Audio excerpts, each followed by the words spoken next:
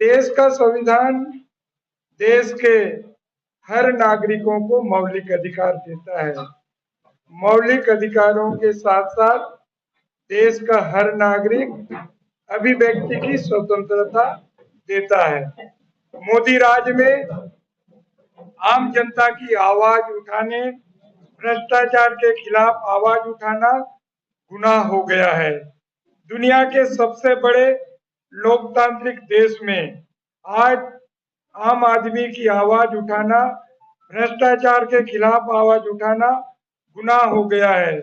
देश की प्रमुख विपक्षी पार्टी के पूर्व अध्यक्ष, 4 बार के सांसद आदरणीय राहुल गांधी जब संसद के अंदर बात करते हैं तो उनके बोलने नहीं दिया जाता, उनका माइक बंद कर दिया जाता है। सत्तारूढ़ दल के सांसद बहुमत के अतिवादी चरित्र का प्रदर्शन करते हुए संसद की कार्यवाही नहीं चलने देते हैं। केंद्रीय मंत्री अपने पद की गरिमा को तार तार करते हुए अनर्गल बयानबाजी करते हैं और जब इन सब से भी राहुल गांधी कांग्रेस पार्टी और विपक्ष की आवाज को नहीं दबा पाते तो एक और षड्यंत्र रचा जाता है। राहुल गांधी की संसद सदस्यता को समाप्त करने का या हम पूरे घटनाक्रम का सिलसिलेवार ब्यौरा आपके समक्ष रखते हैं। आप खुद विचार करिए, देखिए इस देश के लोकतंत्र को किस प्रकार नष्ट किया जा रहा है। पहला घटनाक्रम, साथियों, राहुल गांधी के ऊपर यह सारी कार्रवाई क्यों की गई? इसका एकमात्र कारण है राहुल गांधी ने देश के प्रधानमंत्री माननीय मोदी जी की दुखती रथ पर हाथ रख दिया। उन्होंने मोदी जी के निकट सहयोगी अडानी के घोटालेबाजी और अडानी मोदी के गठबंधन पर आवाज उठाया। उन्होंने दो सवाल पूछे। क्या अडानी की सेल कंपनियों में 20,000 करोड़ या 3 बिलियन डॉलर है? अडानी इस पैसे को खुद कमा नहीं सकता क्योंकि वे इंफ्रास्ट्रक्चर बिजनेस में है। यह पैसा कहां से आया? किसका काला धन है? ये किसकी सेल कंपनियां हैं? ये कंपनियां डिफेंस फील्ड में काम कर रही हैं। कोई क्यों नहीं जानता यह किसका पैसा है? इसमें एक चीनी नागरिक शामिल है। कोई यह सवाल क्यों नहीं पूछ रहा कि चीनी नागरिक कौन है? दूसरा प्रश्न, प्रधानमंत्री मोदी जी का अडानी से क्या रिश्ता है? उन्होंने श्री अडानी के विमान में आराम करते हुए पीएम मोदी की तस्वीर दिखाई। उन्होंने रक्षा उद्योग के बारे में, हवाई अड्डों के बारे में, श्रीलंका में दिए गए बयानों के बारे में, बांग्लादेश में दिए गए बयानों के बारे में, ऑस्ट्रेलिया में स्टेट बैंक भारत के चेयरमैन के साथ बैठे श्री नरेंद्र मोदी और अडानी के तस्वीरें जिन्होंने कथित तौर पर 1 बिलियन का ऋण स्वीकृत किया था के बारे में दस्तावेज या सबूत के साथ सवालों का दूसरा सेट था। मोदी सरकार से सवाल का जवाब तो नहीं दिया, उल्टे राज्यसभा में कांग्रेस अध्यक्ष श्री मल्लिकार्जुन खड़गे के भाषण से अडानी घोटाले के महत्वपूर्ण अंश और श्री राहुल गांधी के भाषण लगभग पूरी तरह से को संसद के रिकॉर्ड से हटा दिया गया। क्यों? संसद के बजट सत्र के चल रहे दूसरे भाग में भारत के इतिहास में पहली बार एक सत्तारूढ़ पार्टी भाजपा सांसद को बाधित कर रही थी और इसे काम नहीं करने दे रही है। यह अडानी को बचाने के लिए एक ध्यान भटकाने की साजिश है, जबकि संयुक्त विपक्षी इस पर जेपीसी संयुक्त संसदीय समिति चाहता है। राहुल गांधी जी पर भाजपा के मंत्रियों द्वारा हमला किया गया। लोकसभा अध्यक्ष महोदय को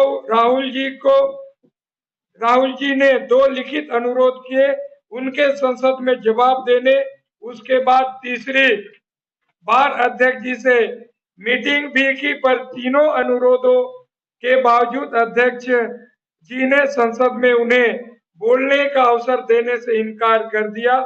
इससे साफ पता चलता है कि पीएम मोदी नहीं चाहते कि अडानी के साथ उनके रिश्ते का पर्दाफाश हो। दूसरा घटनाक्रम 13 अप्रैल 2019 कर्नाटक के कोलार में चुनावी भाषण देते हैं श्री राहुल गांधी जी। 16 अप्रैल 2019 बीजेपी विधायक पुणेश मोदी ने गुजरात के सूरत में शिकायत दर्ज कराई।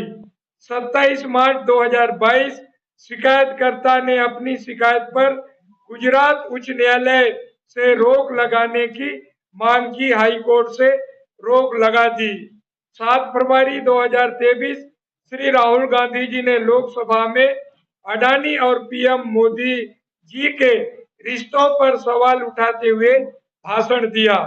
16 फरवरी 2023 शिकायतकर्ता ने गुजरात उच्च न्यायालय में रहने के अपने अनुरोध को वापस ले लिया।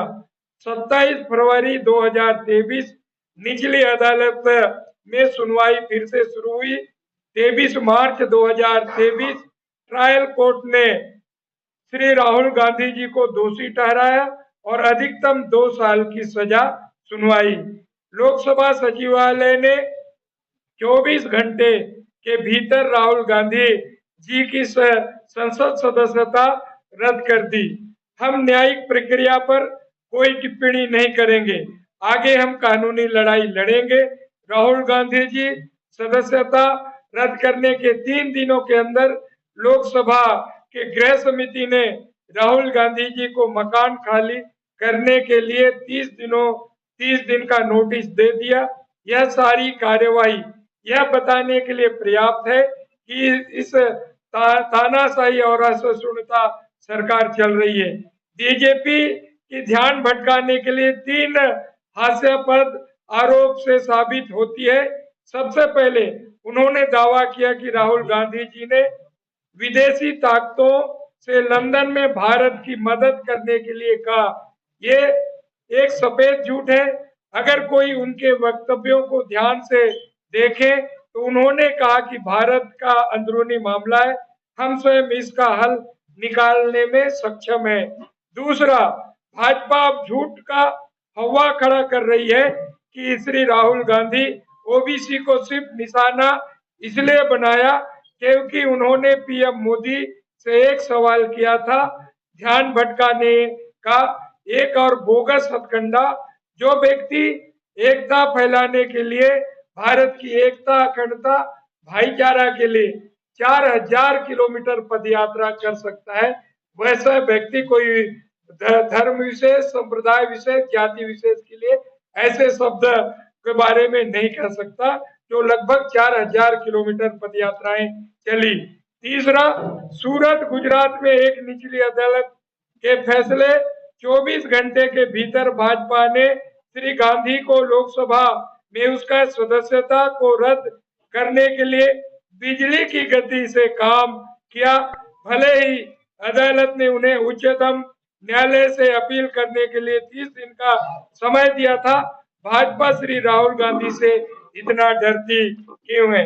भाजपा अध्यक्ष जेपी नड्डा की ओबीसी समुदाय का अपमान करने का आरोप लगाने की घटिया चाल स्पष्ट हताशा का परिलक्षित होती है। आज हमारी कांग्रेस पार्टी दो मुख्यमंत्री ओबीसी वर्ग से माननीय मुख्यमंत्री भूपेश बघेल साहब और राजस्थान के मुख्यमंत्री भूपेश हमारे गहलोत साहब को बनाए, तो हम ओबीसी वर्ग के लिए ऐसे हम तो काम कर ही नहीं सकते। मगर भारतीय जनता पार्टी हताशा के दौर से गुजर रही है और आज जिस ढंग से लोकतंत्र की हत्या, प्रजातंत्र की हत्या करने का प्रयास किया जा रहा है, तो इससे साफ जाहिर होते है कि तानाशाह सरकार देश में है। ये जो अडानी अंबानी का रिश्ता क्या है आप सबको पता है। सवाल मानहानि का नहीं, सवाल माल हानि का है, क्योंकि मोदी जी के दुखती राख में हाथ डालकर राहुल गांधी जी ने जो 20,000 करोड़ रुपए जो शेल कंपनियों के माध्यम से जो अडानी की कंपनी में पैसा लगा है, वो पैसा क्या है? मोदी अडानी का रिश्ता क्या कहलाता है। आज पूरा देश का नागरिक जानना चाहता है। एक एक गाना है, आजकल तेरे मेरे प्यार के चर्चे हर जुबा पर, सबको मालूम है और सबको खबर हो गई है।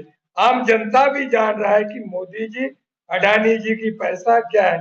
मोदी जी कहते थे खाऊंगा ना खाने दूंगा, अब मोदी जी खुद भी खा रहे हैं, अपने मित्रों को भी खिला रहे हैं और उनको बचाने का भी काम कर रहे हैं। आज कांग्रेस पार्टी, भारतीय जनता पार्टी मोदी जी के भ्रष्टाचार को देश में उजागर कर रही है और देश का नागरिक जान रहा है। देश का जो अपने आप को प्रधान सेवक कहते थे, देश का चौकीदार कहते थे, चाय बेचते बेचते आज देश की परिसंपत्तियों को भी बेचने पर चले हुए हैं। आज airport, railway station, Bharat petroleum, LIC bank, उसके साथ साथ जब 1956 में एलआईसी का गठन हुआ था, 5 करोड़ रुपए में देश के प्रथम प्रधानमंत्री पंडित जवाहरलाल नेहरू ने एलआईसी का गठन किया था। आज 27 करोड़ इस देश के नागरिकों का पैसा एलआईसी में जमा है। 45 करोड़ नागरिकों का पैसा स्टेट बैंक, देश की सबसे पुरानी बैंक में पैसा जमा है। वो पैसा आम जनता का पैसा भारतीय जनता पार्टी के दबाव में, मोदी सरकार के दबाव में लगभग 10 लाख करोड़ रुपया जो शेयर मार्केट में अडानी की कंपनियों के माध्यम से मार्केट में लगाया गया है, ये पैसा भी डूबने के कगार पर है। तो आज देश का नागरिकों का, आम जनता का पैसा असुरक्षित नहीं है। इसलिए आम जनता की लड़ाई कांग्रेस पार्टी लड़ाई है। हम हक और अधिकार के साथ खड़े हैं। सत्य परेशान हो सकता है मगर पराजित नहीं हो सकता। हम सत्य के साथ खड़े हैं, माननीय राहुल गांधी जी के साथ खड़े हैं। हम अंग्रेजों से नहीं डरे, भारतीय जनता पार्टी के नेताओं से डरने वाले नहीं है। हम सत्य के साथ लड़ाई लड़ेंगे और देश के नागरिकों का, आम जनता का खून पसीना का पैसा कैसे सुरक्षित हो, ये लड़ाई हम लड़ेंगे। हम जनता, देश की 135 करोड़ जनता की आवाज बनकर हमारे नेता फिर से लड़ेंगे, सड़क से लेकर संसद तक लड़ेंगे। हमें उम्मीद है देश की जनता जो आज हर चौक चौराहों में माननीय सांसद राहुल गांधी जी का सदस्यता समाप्त की गई है, हर कोई जानता है। ऐसे व्यक्ति भी संसद में बैठे जिनके ऊपर मर्डर से लेकर कई गंभीर आरोप लगे हैं, उनकी सदस्यता समाप्त नहीं की जाती। मगर क्या हुआ, जो न्यायालय, निचली अदालत ने 30 दिनों का समय दिया उनको अपील करने के लिए, उसके बाद भी आनन फानन में सदस्यता समाप्त कर दिया जाता है। उनको घर से बाहर करने के लिए उनका बंगला, जो सरकारी बंगला एलाट था, उसको भी खाली करने का नोटिस दिया जाता है। तो हम पूछना चाहते हैं, मोदी जी अडानी के आपके रिश्ते क्या है? मोदी जी अडानी का आपका रिश्ता क्या कहलाता है? आज पूरा देश का जनता जान रहा है। मैं आदरणीय